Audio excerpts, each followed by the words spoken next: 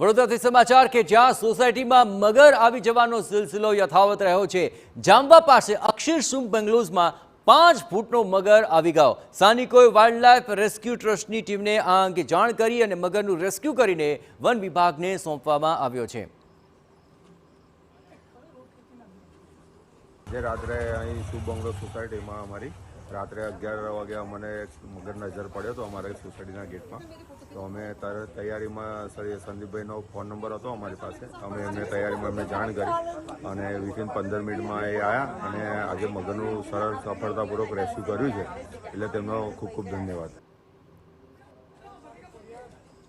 તો આ મગર રહેણાંક વિસ્તારમાં આવી ગયો। 5 ફૂટ લાંબો આ મગર જોઈને સ્થાનિકોમાં ફફડાટ વ્યાપી ગયો હતો। જોકે તુરંત જ રેસ્ક્યુ ટીમને બોલાવી લેવામાં આવી અને વાઇલ્ડલાઇફ રેસ્ક્યુ ટ્રસ્ટની ટીમ ત્યાં પહોંચી હતી અને તેમણે આ મગરને સુરક્ષિત સ્થાન પર પકડીને છોડી દીધો।